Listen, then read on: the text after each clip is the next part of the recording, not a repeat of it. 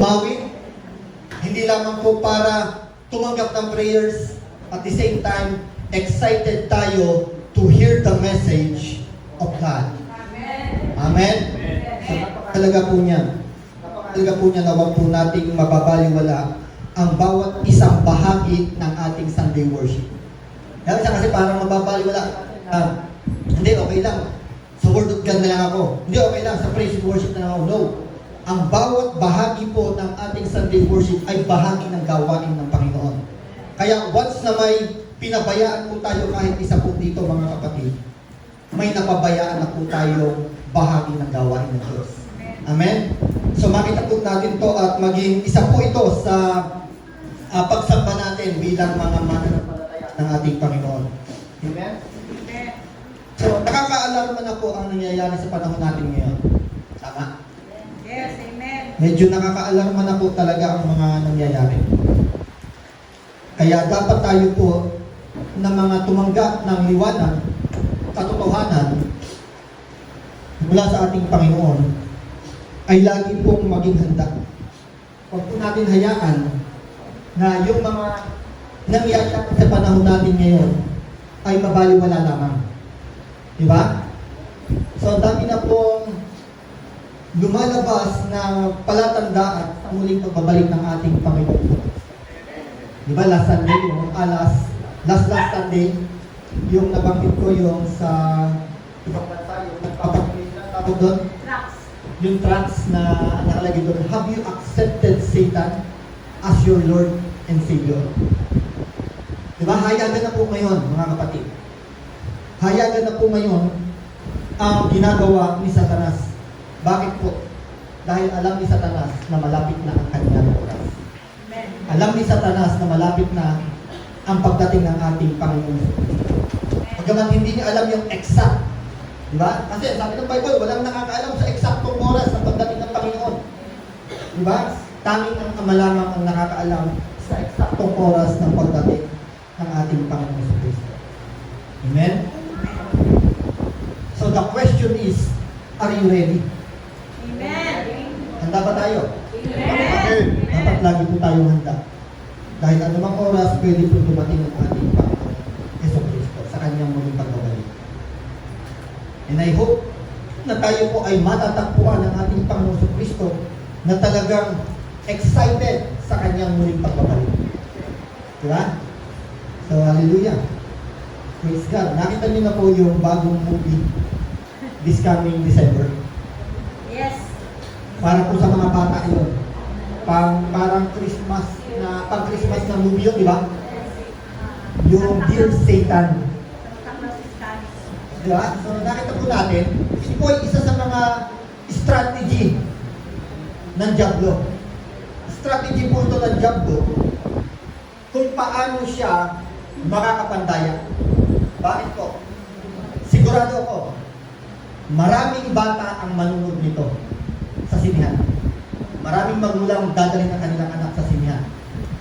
Diba? Sigurado po yan. Kasi para sa kanila, hindi po ito isang maselang panoorin lamang. Iisipin nila, pang bata ito eh. Pwede sa mga bata. Diba? So alam niyo po, isa na to sa strategy ngayon ng Diablo. Kasi once na ang mga bata makapanood po nito, ang mai-inject sa isip ng mga bata, si Satanas pala pwedeng maging mapait. Si Satanas pala pwedeng maging mabuti. Although magkaiba yung mabait at mabuti po. No? So, pwede siyang magpakita ng kabaitan. Yan po ang katotohanan. Pwede po magpakita si Satanas ng kabaitan. Sabi nga, siya ay pwede mag-anyong anghel.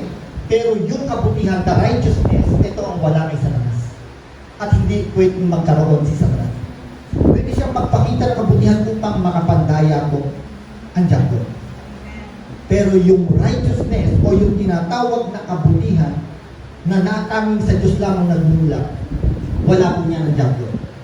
At hindi po maaring magkaroon ang Diablo kahit kaunting kabutihan sa kanyang puso.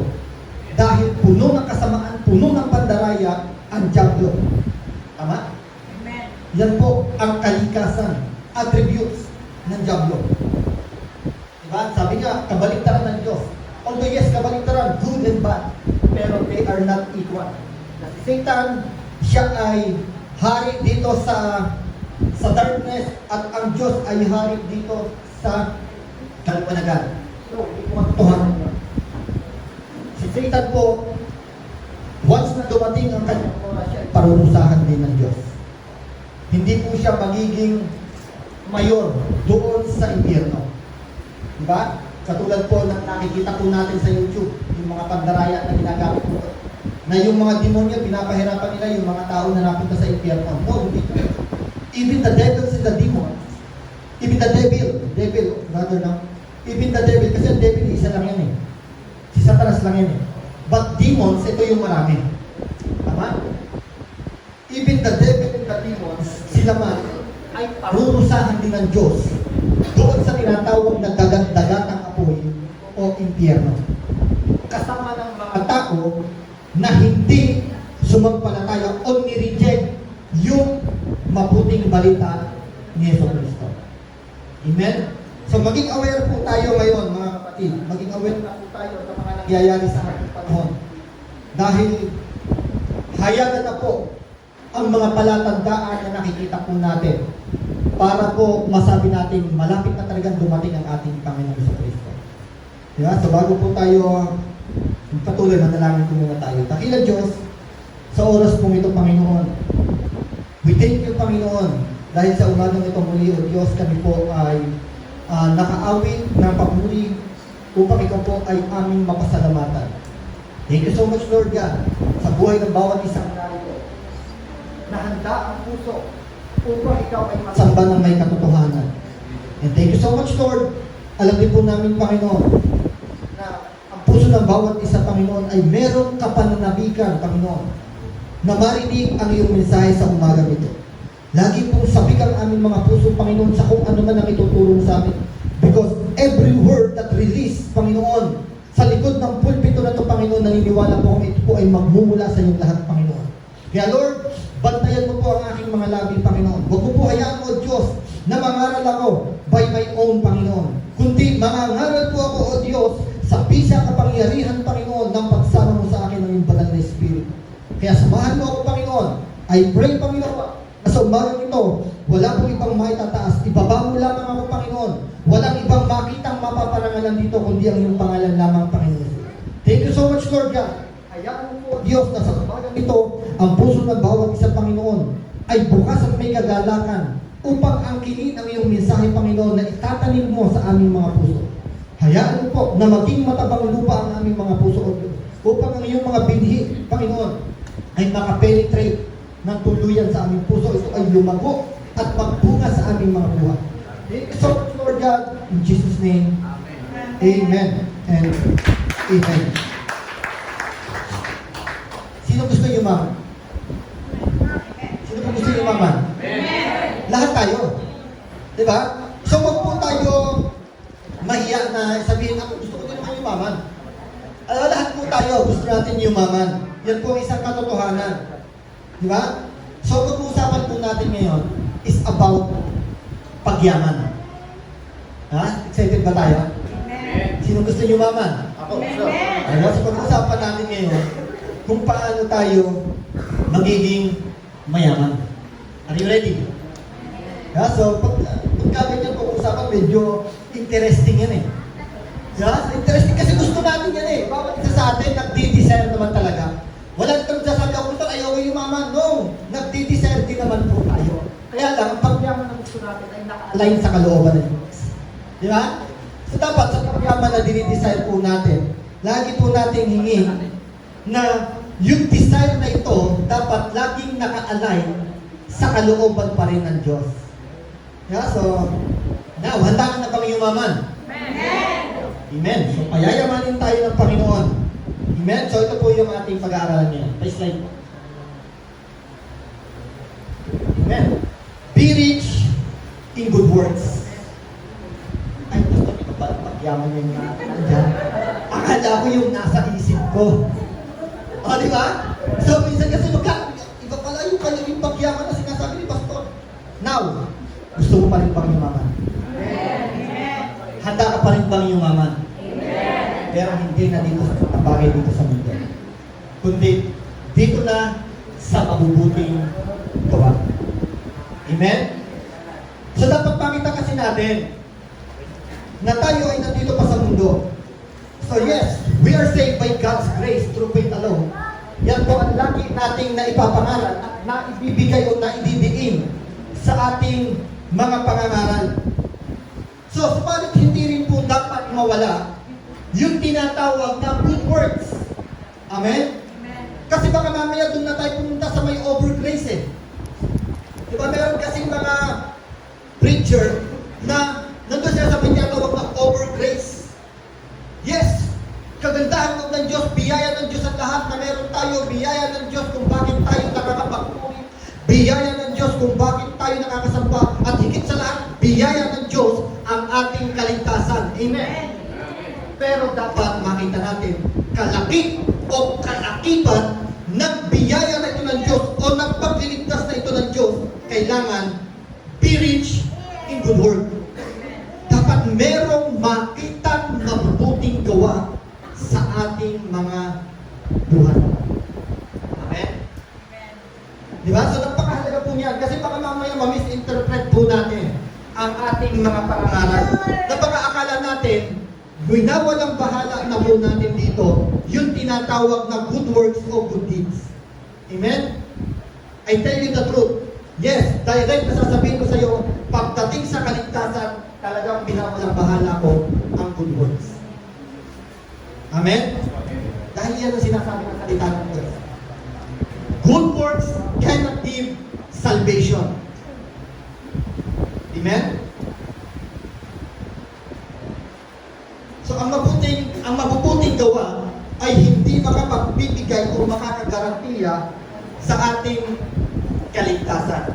O walang kahit anumang bahagi ang good works sa ating kaligtasan. Amen? So, excuse po. Ating minum po. Ito yung madarap po.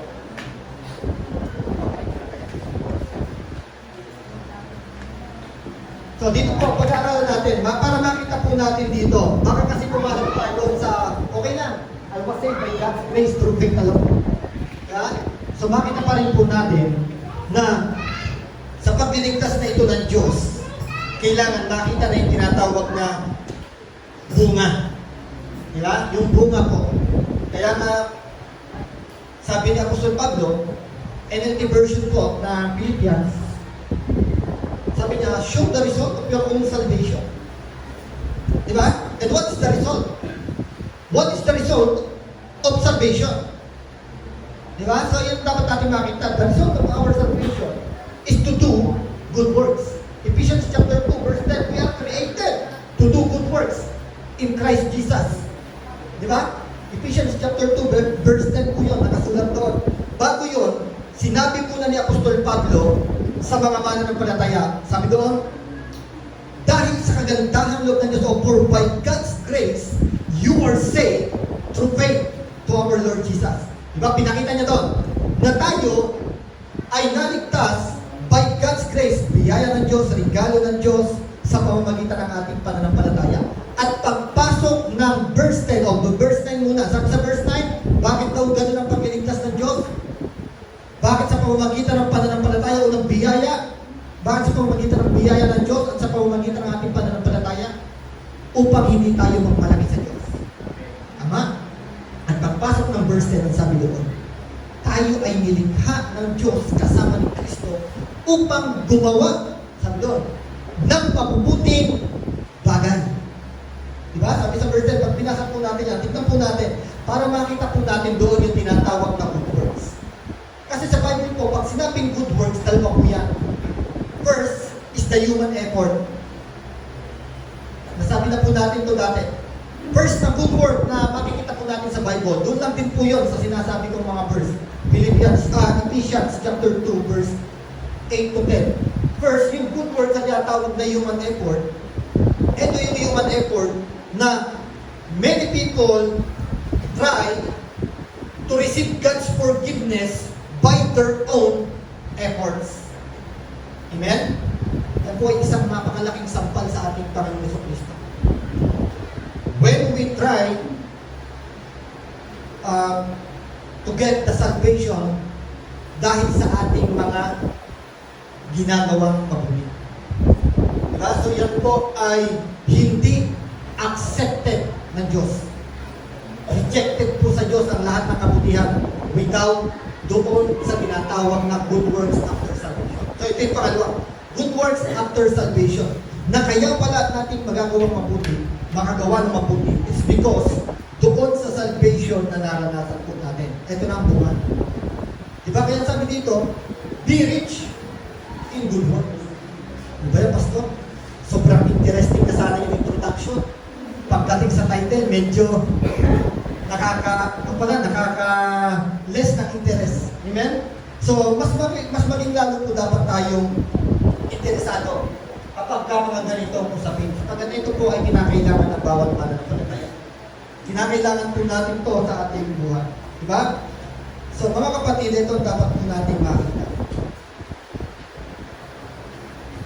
Sino na dito sa atin ang nag-pray na, Lord, payamanin mo po ako sa mabubuting gawa. Hayaan mo na yumaman ang mabubuting gawa sa aking buhay. Dami nag-pray na ba tayong naman? Nabawa na, ipagbuhat naman tayo kay Lord. Lord, gusto ko po payamanin mo ako sa mabubuting gawa.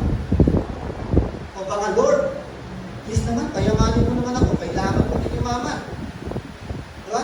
Yumayaman na yung mga tao sa kapitbahay ko, pero bakit ako hindi pa yumayaman? Lord, payamanin mo naman din ako. O baka ganun na lang ang prayer natin. Diba? So maging kwan po tayo minsan mga kapatid, maging honest din tayo sa sarili natin. Na baka may pangyayari ng ganun sa buhay natin at hindi natin napapansin na yung kailangan natin bilang mga mananampalataya, kasi kailangan po natin to. As a believers of Christ, kailangan tayo po ay yumaman dito sa sinasabing mabubuting gawa. Do you believe? Amen. So mga kapatid, wala pa akong natandaan na nagawa sa akin, Pastor, pa-prayer request naman. Baka pwedeng pakipray naman, pakisama sa prayer ko, napayamanan ako sa mabubuting gawa kasi medyo napapansin ko, parang nagkukulang ako sa mga mabubuting gawa. So I pray, napayamanin ako yun. Di ba? So wala kaya akong natandaan na prayer request sa kanila.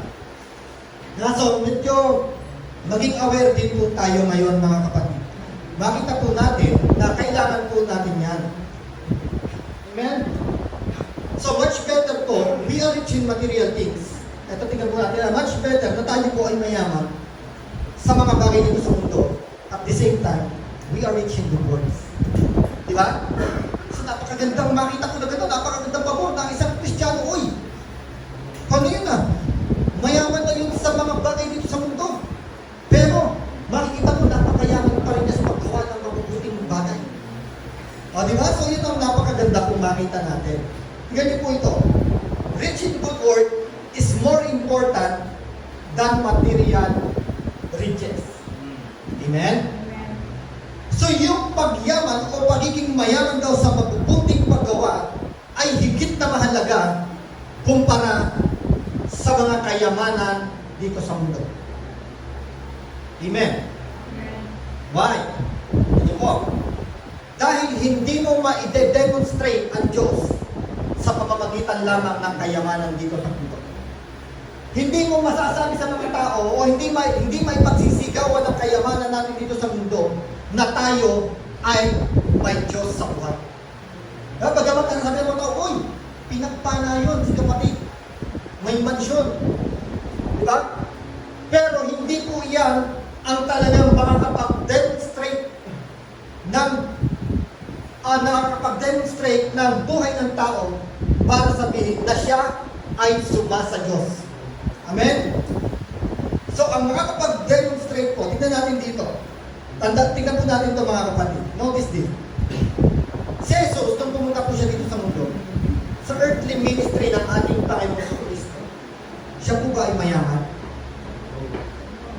Diba? Hindi po siya dumating dito na talagang nung ipinanganak siya ay nasa palasyo. Hindi nga po siya kinilala ng marami dahil sa kanyang simpleng kalalagayan. Dahil ang hinihintay po na Mesaya ng mga Hudyo ay yung tinatawag na manggagaling o yung inaakala nilang manggagaling sa isang kaharian. Ipapanganak sa isang marangyang buhay. Pero Pero ang ating Panginoon Jesucristo, dumating po siya dito sa mundo, hindi po siya ganun kayaman sa material na bagay. Diba? Pero, siya po ay napakayaman sa mabubuting gawa. Amen? So, tingnan po natin. Ito po yung ating verse. Kabasahin. Guys. Kayaman sa material na bagay, ay utusan mong huwag magmataas at huwag umasa sa kayamanang lumilipas. Sa halip, umasa sila sa Diyos na masaganang nagbibigay ng lahat ng mga bagay para sa ating kasiyahan. Verse 18. Utusan mo silang gumawa ng mabuti at magpakayaman sa mabubuting gawa, maging bukas palad at matulungin sa kapwa. Verse 19. Sa gayon, makakapag-input sila sa mabuting pundasyon sa hinaharap at makakamta nila ang tunay na buhay. Pinagpala po ng Diyos ang kanyang buhay ng mga pagdalihan sa salita. Amen? So, tignan po muna natin yung background. Ito po ay sulat ni Apostol Pablo para kay Timoteo. Diba? Yung sulat po ni Apostol Pablo, 1 Timothy and 2 Timothy, hindi po si Timoteo ang nagsulat nito, mga kapatid. Baka magkamali tayo, nasulat ni Timoteo to. No. Ang background po nito, ito ay sulat ni Apostol Pablo sa kanyang pastor na si Timoteo. Diba? Sino po nakakakilala kay Timoteo? Sino nakakilala kay Timothy? Anak po ni Brother John Lee, saka anak ni Sister Annie. Si Timothy, kilala niyo yan? So, si Timoteo po, siya po ay isa sa protege ni Apostol Pablo.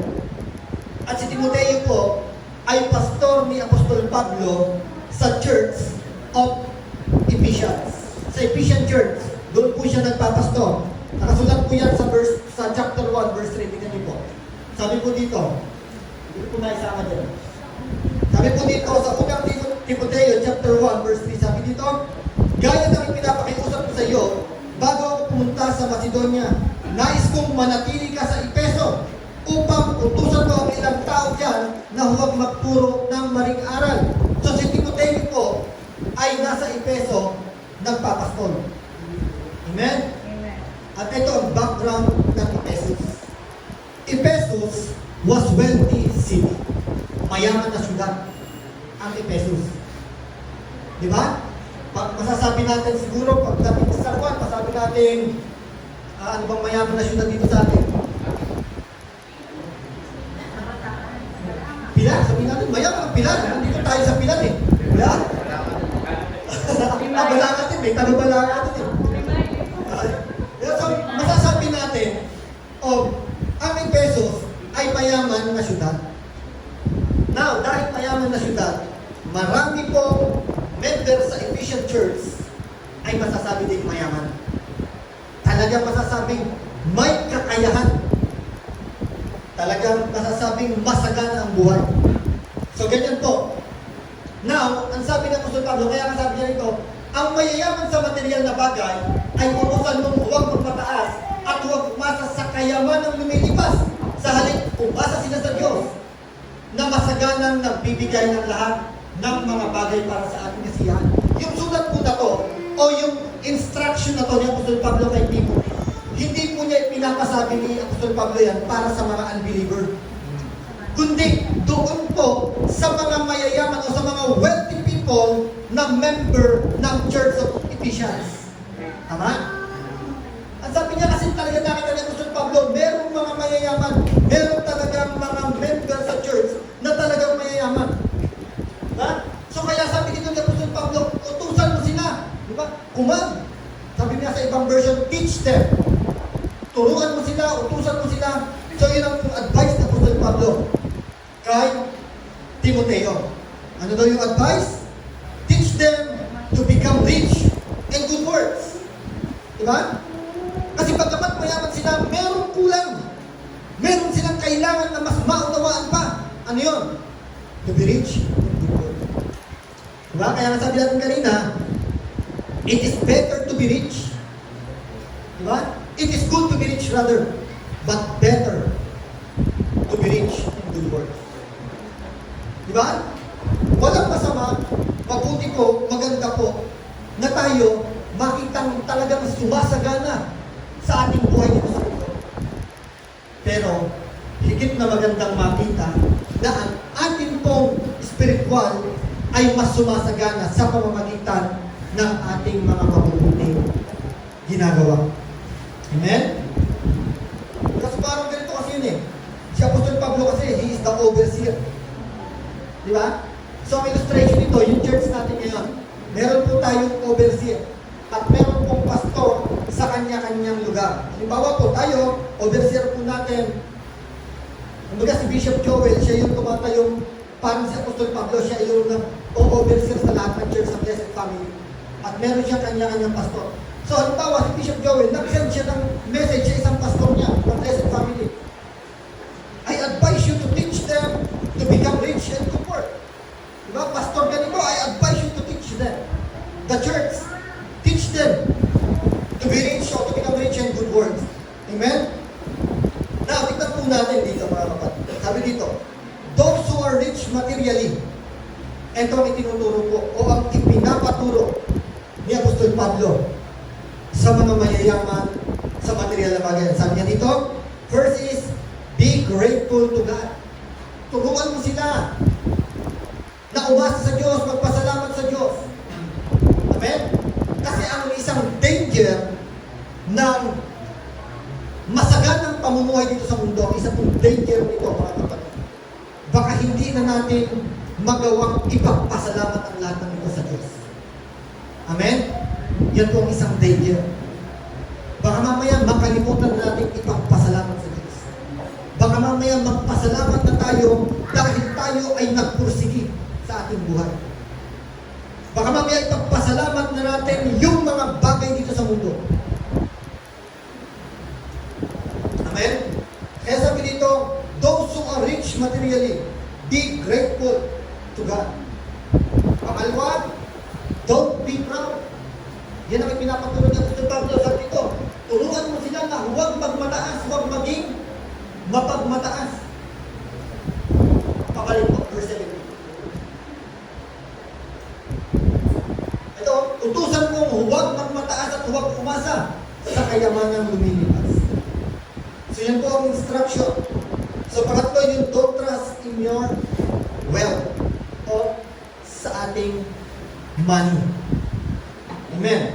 Sapagkat ang lahat ng yan, sabi ng Apostol Pablo, o sabi ng salita ng Diyos, ang lahat po ng yan ay lilipas.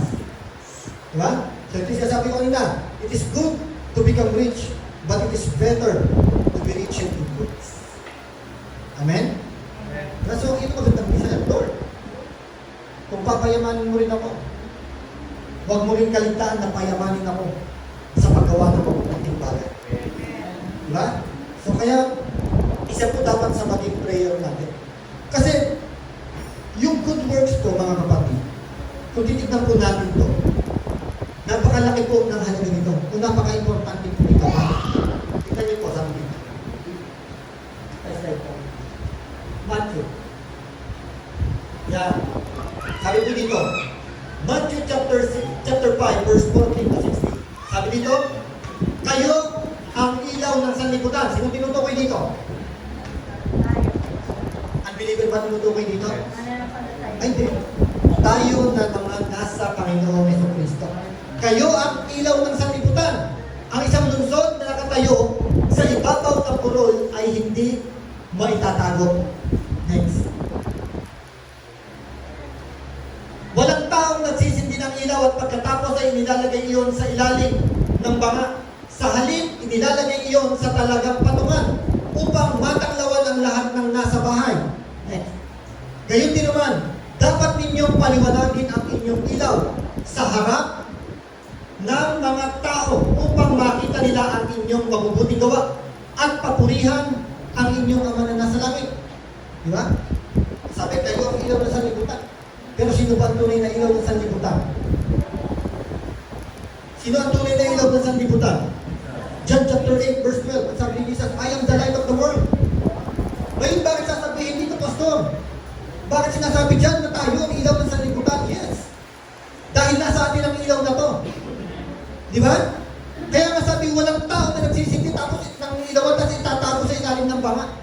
So kung ang ating ilaw mga kapatid, dahil tinamaan tayo ng ilaw ng ating Panginoon Kristo, mahalaga na yung ilaw po na to ay makita sa atin. Magliwanag sa ating buhay. Sa paraan? To do good works. Diba? Na kapag ang isang mananampalataya ay laging gumagawa ng mabubuting bagay, siya pala ay nagliliwanag. Amen? So mahalaga po na makita natin to, na tayo po ang ilaw ng sanlibutan na to, sapagkat nasa atin mismo yung tunay na ilaw ng mundong ito. Na walang iba kundi ang ating Panginoon Kristo. Our good work is important. Why? Because our good works have an evangelistic effect. Paano masasabi natin yun, Pastor? Na yung good works natin ay mayroong evangelistic effects. Diba? Kasi pansinin po natin ito. Paano natin may papangaral ang good news? Paano natin masasabi na mahal ka ng Diyos? Paano natin masasabi na mabuti ang Diyos kung hindi makita ng maraming tao sa buhay natin yung mabuting gawa ng Diyos? Amen? So kung kaya masasabi talaga na our good works have an evangelistic effect, meron talagang malaking epekto to sa ating paghayo, sa ating pangangaral ng mabuting balita. Di ba? So napakahalaga po ng good works na to. Kasi dahil dito sa good works na to, once we preach the good news, mga kapatid, paniniwalaan tayo na tao ay tunay na mabuti nga ang Diyos. Kasi kitang-kita sa buhay niya na siya ay tunay na nakakaranas ng kabutihan ng Diyos kasi mabuti ang kanyang mga ginagawa. Di ba? Eh kung hindi tayo nakakagawa ng mabuti, ang makikita lagi sa atin kasiraan, makikita kasiraan tayo ng mga tao. May tayong buhay na gano'n. Kunwari siya, nagpipreach pa siya, kunwari nangangaral siya, kunwari isineshare niya mabuting balita, pero sa buhay niya mismo bakit hindi makita ang mabuting balita? Di ba napakalaking epekto po? That's why napakahalaga po nung sinasabing be rich in good works. Napakahalaga po niya. Dahil mas ma-demonstrate ang Diyos sa buhay natin if we are rich in good works. Tama? Kasi ganun po si Jesus. Nakita sa kanya yung mabubuting gawa niya habang siya po ay humahayo. Habang ipinapangaral niya ang kanyang mabuting balita. So kung kaya napakahalaga po nito. Makita dito, tingnan niyo sabi dito, gayon din naman dapat ninyong paliwanagin ang inyong ilaw. So yung paliwanagin ang inyong ilaw, makita yung ating mabubuting gawa. Yun. Diba? Ganyan po dapat magliwanag ang ating mga ilaw. Sa harap ng mga tao upang makita nila ang inyong mabubuting gawa at papurihan ng Diyos. Diba? Sa pamagitan ng ating mabubuting gawa, mapapurihan ang Diyos. At isa sabi ko kanya, oy, ganun na, no? Tunay na mabuti talaga ang Diyos sa buhay ng tao na ito. Tunay na naniniwala talaga ako mabuti ang Diyos kasi mabuti yung nakikita kong ginagawa nito eh. Diba? So dahil sa ating mabuting gawa, mapaparangalan ang Diyos at mapapapurihan ng maraming tao ang Diyos. Now, handa ka na bang yumaman sa mabubuting gawa? Now, ito yung mga paraan para tayo ay yumaman sa mabubuting gawa. How to become rich in good works? Una, first step, be connected to the source of all riches. Diba? Mahalaga ba ito? That we are connected to the source? Kung gusto natin na tayo ay magkaroon ng mabuting gawa, let us first be connected to the source. Diba? Sino ba yung may mabuting gawa? Ang Diyos. Katulad na sinabi natin kanina, hindi ang Diablo may mabuting gawa. Dahil kahit kaunting kabutihan, wala ang Diablo. Pero kaya magpanggap na mabait. Amen? Amen.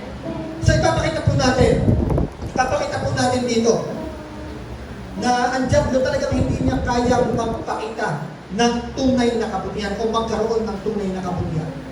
So kung kaya tayo po, if we decide to have or to be rich in good work, let us first be connected to the source of all good works. At yan ay ang Diyos. Amen?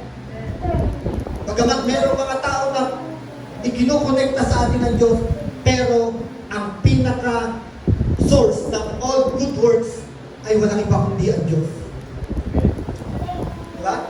Kaya nga, right connection, kapag tama ang ating connection, kapag tama yung tao na nakonektahan natin, makukonect lalo tayo doon sa pinaka-source ng mabubuting gawa.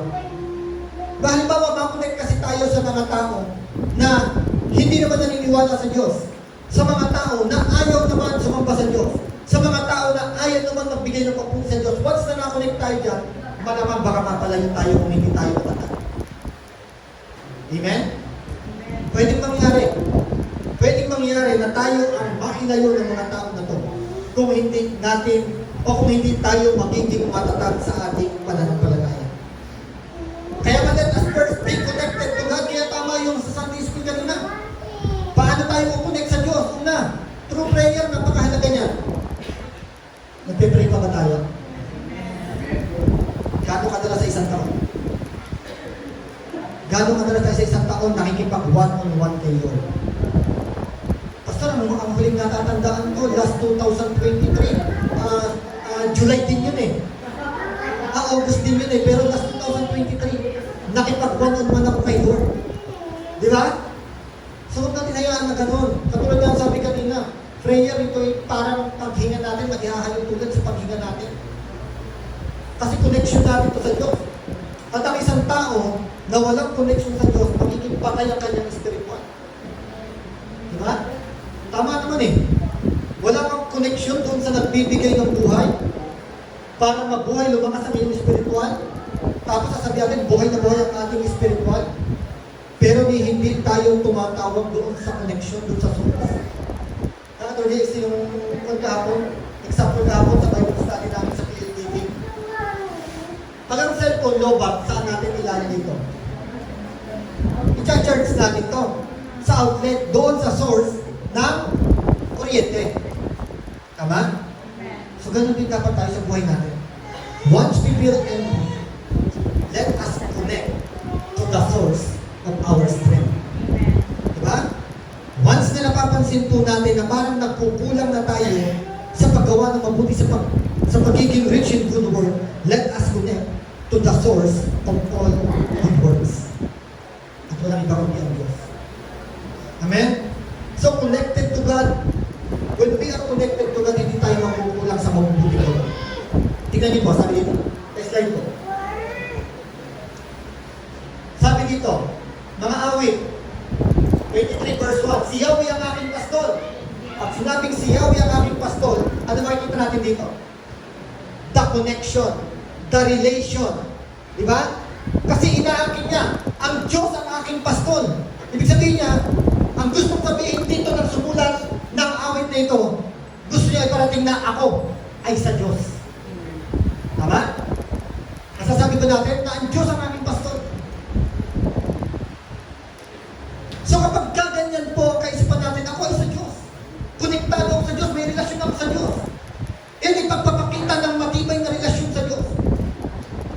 Diba? That word. Si Yahweh ang aking pastol. Idinideklara niya sa buhay niya na siya, ang buhay niya ay para sa Diyos. Ang buhay niya ay konektado sa Diyos. Ang buhay niya ay pinaghaharian ng Diyos. Ang buhay niya ay pinapangunahan ng Diyos. Ganun ba tayo? Panginoon, ikaw ang aking pastol. Pangunahan mo ko. So ito yung sinasabi natin, when we are connected to God, hindi tayo magkukulang sa lahat. Sa lahat ng aspeto yan, mga kapatid. Amen? Pastor, hindi. Bakit yung iba mayayaman? Bakit tayo? Minsan, may mga utang. No, hindi yan ang basihan. Kumakain ka 3 araw. 3 beses ba sa isang araw? Pag 3 araw, gutom yun. Para ka na nag-fasting nun. So, kumakain ka ng 3 beses sa isang araw, hindi ka pinagkukulang ni Lord. May naisusot kang damit, hindi ka pinagkukulang ni Lord. Kapag bumabagyo, masisilungan ka, nagtahay ka, hindi ka pinagkukulang ni Lord. Diba? Kaya tama yung sinabi dito, si Yahweh ang aking pastol, hindi ako magkukulang. Amen. Kapag tayo po, pinagkatiwala natin sa Diyos ang lahat sa buhay natin, hindi tayo magkukulang. Diba? Now, kapatid,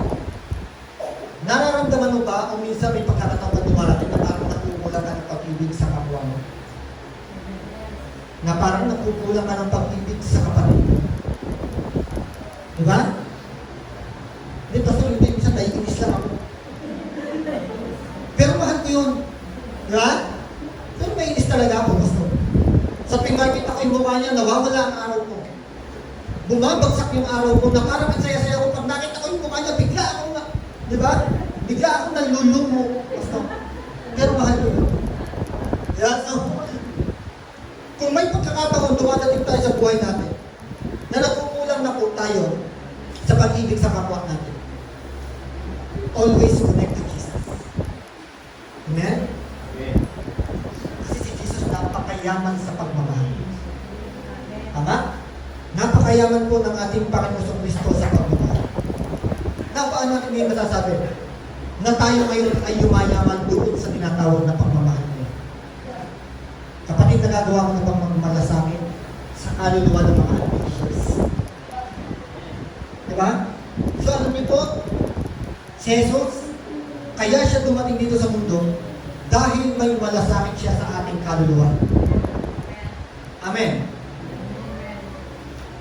May malasakit ang Diyos sa atin kasi ang nakita ng Diyos, kung hindi bababa ang ating Panginoon Kristo dito sa mundo, kung hindi siya magiging alay sa krus ng Kalbaryo, impyerno tayo lahat.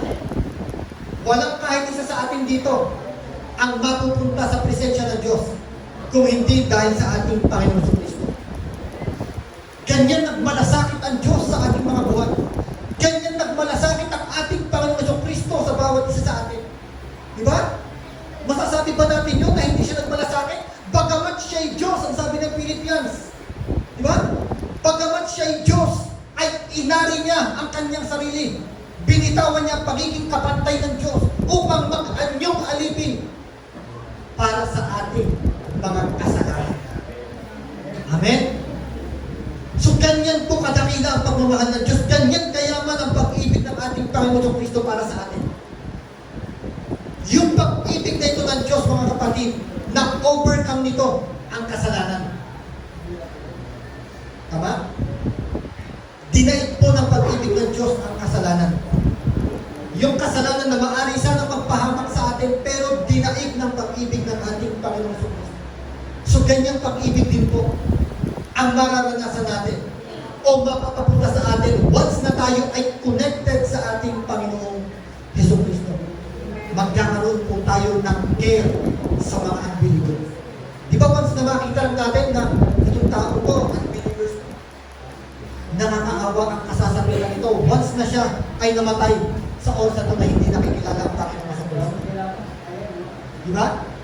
Makita lang natin lagi na yung mga tao na to, parang sa Ezekiel, di ba nakita niya yung sa the valley of dry bones? Alam niyo po yun?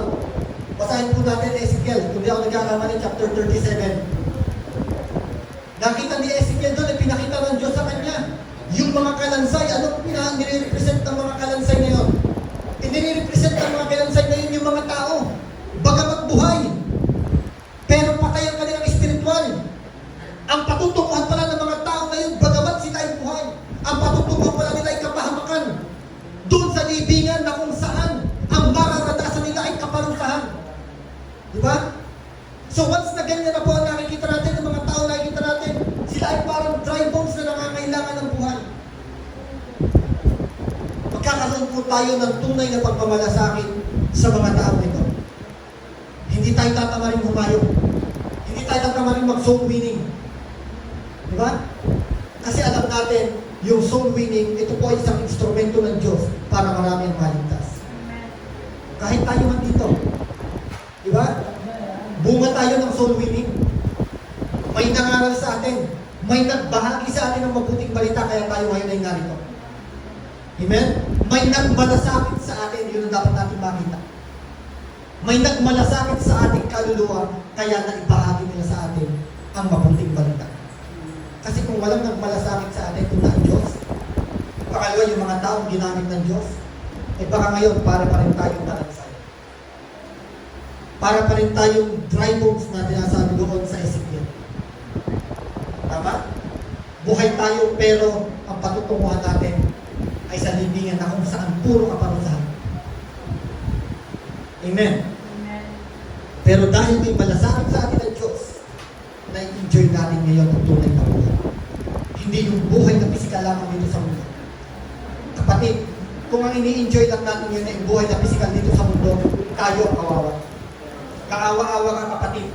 Kung ini-enjoy mo lang ang buhay dito sa mundo, dahil ang buhay dito sa mundo pansamantala lang yan. Unpredictable, uncertain, hindi natin malalaman kung hanggang kailan tayo dito sa mundo.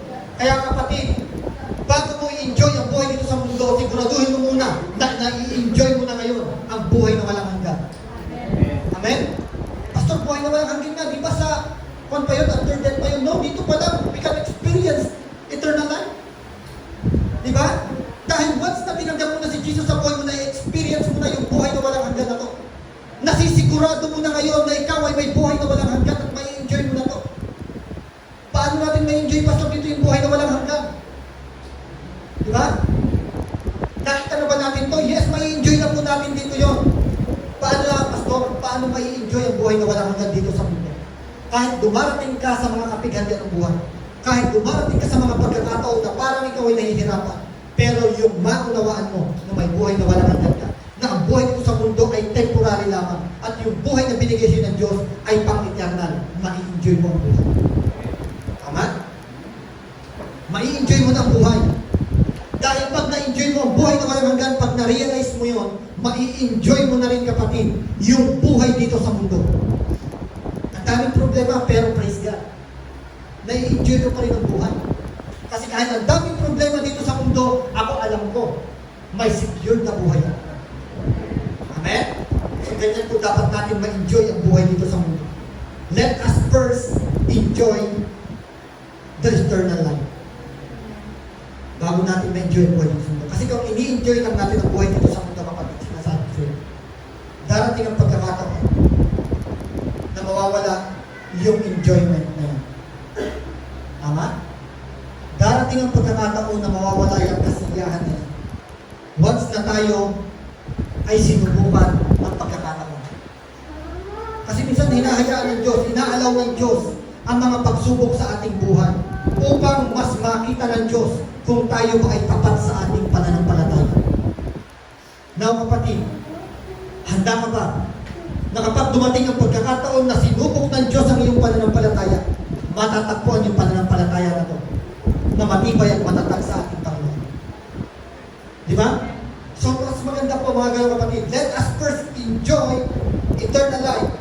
Tapos, kaakibat na nito, ma-enjoy mo na ang buhay dito sa mundo. Na kahit ang daming aalalahanin sa buhay, enjoy pa rin ang buhay. Na kahit kumakain tayo 3 beses sa isang araw, wala tayo ng maraming bagay dito sa mundo, enjoy pa rin ang buhay. Diba? Dahil naunawaan natin na tayo ay may buhay na walang hanggan. Amen? So, hindi tayo makukulang once na ang Diyos po ang ating pastor.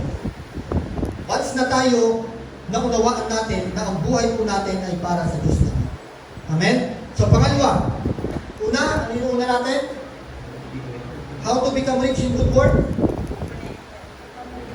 Be connected to the source of all riches. And that's God. Pangalawa, invest in riches which last forever.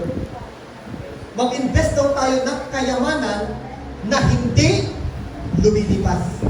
Hindi masisira, hindi mawawala, hindi maglalaho. Diba? So, ganyan daw po dapat. Yan po ang tunay na invest natin. Hindi masama na mag-impok tayo ng mga bagay dito sa mundo. Pero huwag din natin kalimutan na mag-impok tayo ng mga bagay na espiritual. Na kung saan ang mga bagay na ito ay hindi mawawala sa atin. Diba? Next verse. Sabi dito, ayun, papalik ko doon. Matthew chapter 6, verse 19. Kaya sabi ko dito, huwag kayong mag-impok ng kayamanan dito sa lupa. O dito nga instruction ni Jesus eh. Huwag mag-impok ng kayamanan dito sa lupa. Di ba pumapasok kasi doon sa mga last two preaching natin? Di ba? Yung do not love money and yung kay Pastor Perry na ang pinakalundo ng Isaiah, huwag natin ibigin na sa libutan. Because if we store treasures in earth, mga kapatid, may posibilidad talaga na mahalin natin ang mundo. Tama? Kaya pinag-iingat talaga tayo ng ating Panginoon. Hindi naman masama eh.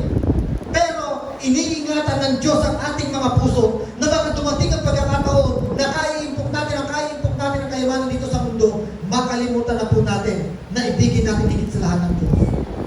That's why tinuturuan po tayo, huwag kayong mag-impok ng kayamanan dito sa lupa.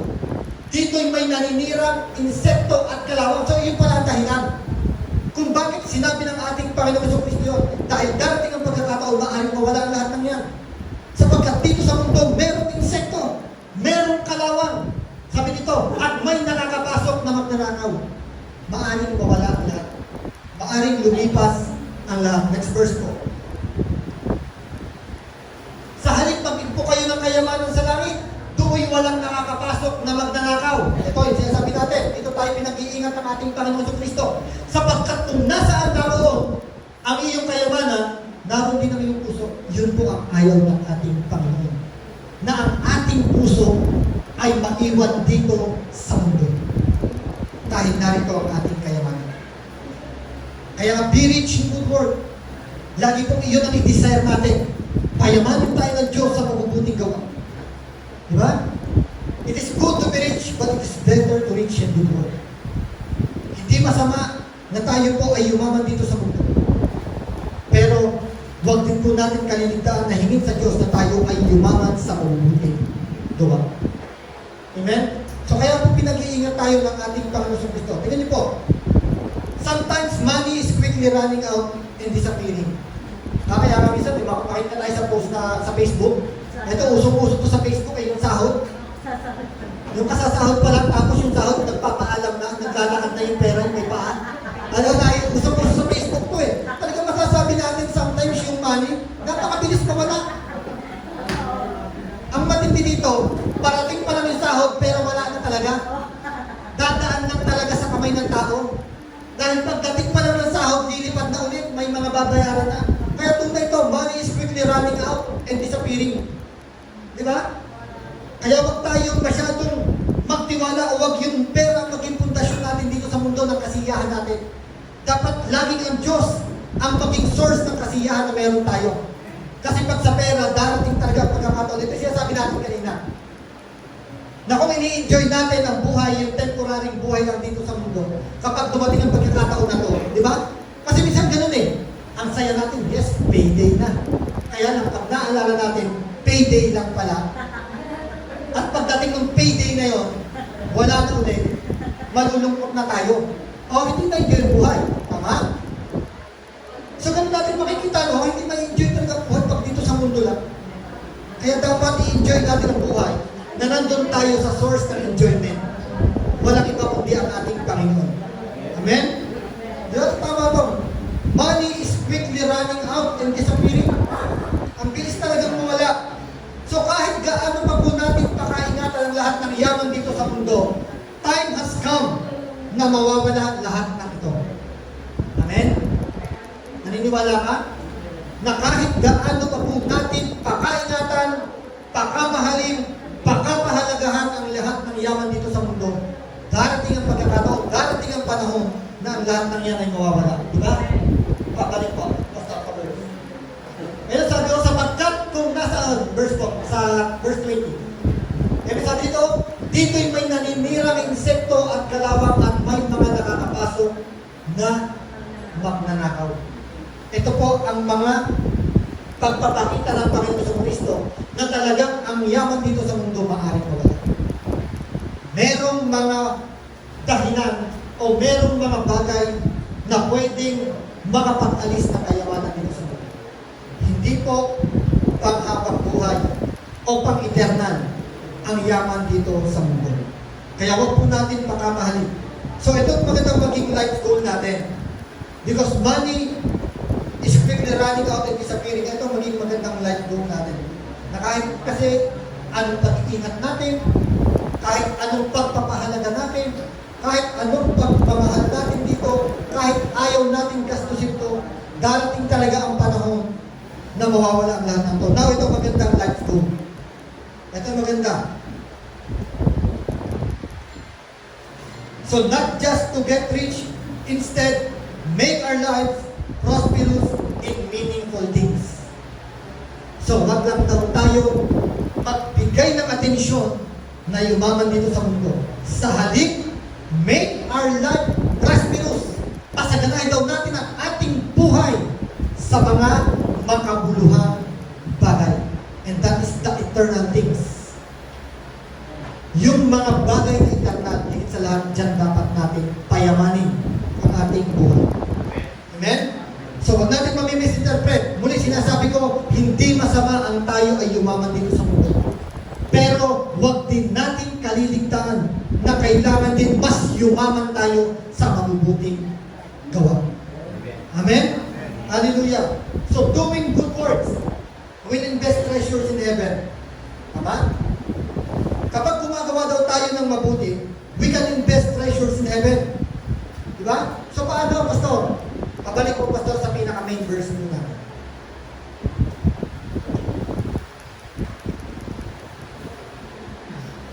Verse 18 po tayo. Verse 18 po. Next verse. Tingnan niyo po, sabi dito. Ito yung instruction ni Apostol Pablo kay Timothy. Utusan mo silang gumawa ng mabuti. Bakit daw? Utusan daw gumawa ng mabuti. Hindi lang basta ikinukumad kasi at alam niyo po, meron po kasing magandang bunga yan. Kung bakit inuutusan tayo ng Panginoon na gumawa ng mabuti. Di ba? At magpakayaman sa mabuting gawa. Maging bukas palad. Di ba? So, be generous, yun ang sabi. Nasa sandaling tayo, magbigay laging may kagalakan sa ating puso. Be generous at matulungin sa kapwa. Di ba? Handa dapat laging magbahagi, handa laging tayong tumulong. Be willing to share.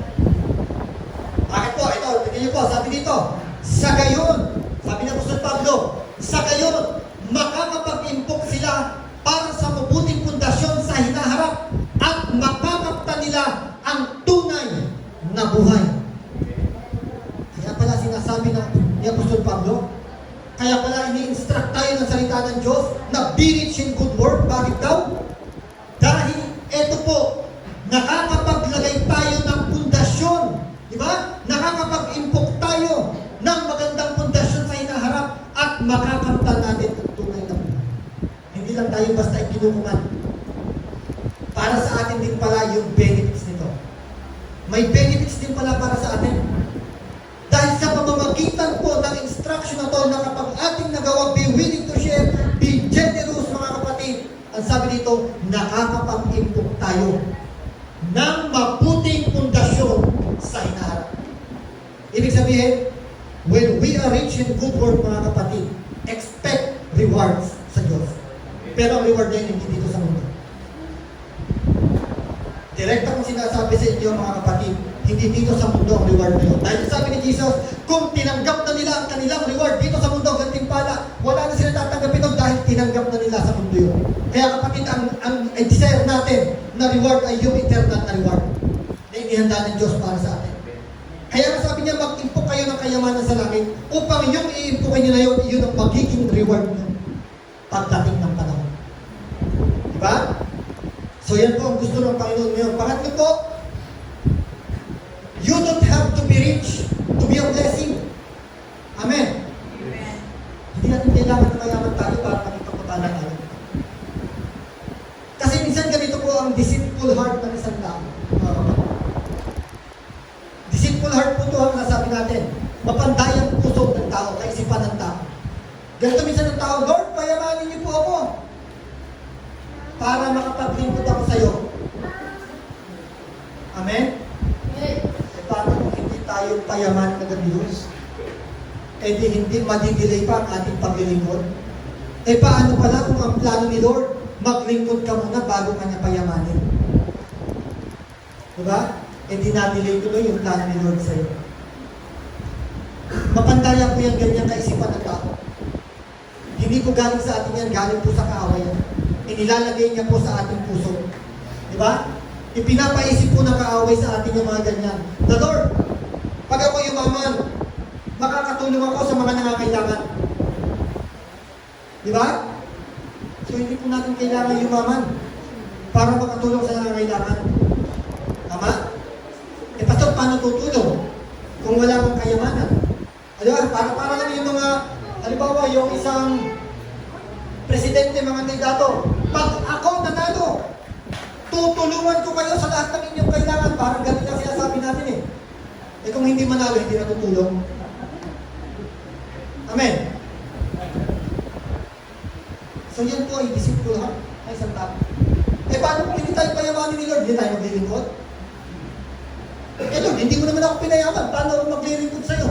Eh sila na lang, yung mayayaman na lang, bahala sila maglingkod sa'yo. Total, sila naman ang mayayaman. Amen. So mapantaya ko yung ganyan. Eh Lord, hindi naman ako mayaman, bakit pa ako tutulong? Dapat ang tumulong dyan, yung mayayaman. No, kapatid. Ito tandaan mo, kapatid. You can do good works even you are not rich in material things. Amen? Tandaan po natin, what you have right now is more than enough to share with others. Kung ano yung meron ka ngayon ay sapat na, higit na sapat pa, para tayo ay makapagbahagi sa iba. Amen? Anong meron sa inyo ngayon? Pastor, nasa akin lang talaga yung mabuting balita eh. Share mo. Para maging pagpapala sa iba. Kasi once na naunawa ng isang tao ng mabuting balita, tatanggapin niya ang tunay na pagpapala ng buhay. Yung talent mo, meron kang talent ngayon, i-share mo sa others. Magagamit yan, mapagpapala ang iba sa talento na meron ka ngayon. Tama? So yun po ang kailangan ng tao. Nakita po natin ang isang malaking katotohanan na hindi po basihan ang pagyaman sa mundo para tayo ay gamitin ng Diyos. What you have right now is more than enough to share your blessing, to share to others. Amen? Kung ano yung meron ka ngayon sa kapatid. Pwedeng maging pagpapala yan. Pwedeng gamitin ng Diyos sa buhay mo yan. Pwede kang maging kagamit-gamit para sa Panginoon. Para mapagpala din ang iba. So all we need, ito ang kailangan natin. All we need is the heart that always willing to obey God. Yan ang kailangan natin eh. Yung puso na handa laging sumunod sa Diyos. Kasi si Lord may instruction lagi siya sa atin.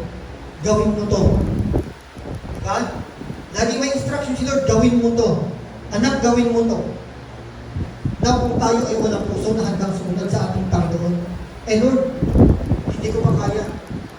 Nagtulungan mo yun, Lord, wala akong kakayahan. No, may kakayahan tayo, lahat tayo may kakayahan. Ang kailangan lang talaga natin, magkaroon tayo ng puso na talagang willing sumunod lagi sa instruction ng Diyos. Amen? Now, be rich. Dahil kapag yumaman po tayo sa mabubuting gawa, kapatid, tandaan mo, mas lalo tayong magiging kagamit-gamit para sa Diyos. Once na tayo ay yumaman sa mabubuting gawa dito sa mundo, tayo po lalo ay makapagbibigay ng karangalan sa Diyos. Now, handa ka na bang yumaman? Handa ka na bang yumaman? Yes, dahil pag pinayaman ka ni Lord sa mabubuting gawa, kasunod yan, payayamanin ka ni Lord sa lahat ng iyong mga pangangailangan. Amen? Claim it in Jesus' name. Payayamanin tayo ni Lord. Una sa mabubuting gawa, pangalawa sa lahat ng pangangailangan natin dito sa mundo. Amen? Hallelujah. Tayo po'y manalangin. Dakilang Diyos, sa oras po ito, pinagpapasalamat po namin ang iyong pong mensahe po. Tunay po, O Diyos, na ipinakita mo sa amin, Panginoon, na ang kayamanan dito sa mundo ay mawawala ng kabuluhan, Panginoon.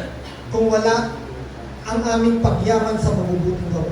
Kaya Lord, tulungan mo po kami, Panginoon. Hindi po namin kayang yumaman sa mabubuting gawa kung hindi po kami konektado sa iyo. Kaya Lord, tulungan mo kami na let us now, first we need to connect sa iyo, Panginoon. Paging konektado kami sa iyo, Panginoon, because you are rich in good work, Panginoon. Kaya Lord, sino man po ang konektado sa iyo, Panginoon, ay makakaasa kami, Lord, na kami ay yayaman sa mabubuting gawa. Huwag mo po hayaan, Panginoon, na mataya lagi ng kaaway ang aming isipan. Huwag mo po hayaan, O Diyos, na laging isiksik sa amin ang kaaway, Panginoon, na kailangan muna namin yumaman para kami ay makapaglingkod mo. But because ang makita namin, Panginoon, what we have right now is more than enough to serve you, Lord. What we have right now is more than enough, Lord, to be a blessing, Lord. Kaya salamat po, Panginoon, dahil ipinakita mo po sa amin sa umaga nito, na kami po, Panginoon, kung ano ang meron sa amin ngayon, Panginoon, ito po ay magagamit na upang maparangalan. Thank you so much, Lord God. Hayaan mo, Panginoon, na matanim po ito sa aming mga puso. And I declare, Lord, in Jesus' name, Panginoon, na ang bawat isang naririto, Panginoon, ay yayaman, Panginoon. Una, Panginoon, sa mabubuting gawa. Pangalawa, Lord, sa lahat ng aming mga pangangailangan dito sa mundo. We claim it in the name of Jesus, Panginoon. Dahil once na kami yumaman una, Panginoon, sa mabubuting gawa, Panginoon, masasabi namin, Panginoon, na ang aming mga puso ay handa na, Panginoon, na tanggapin ang lahat ng mga pagpapala para sa iyo, Panginoon. Handa na kaming tanggapin, Panginoon, ang lahat ng mga pagpapala na inilaan mo para sa amin. Salamat po, Panginoon. In Jesus' name we pray. Amen and amen.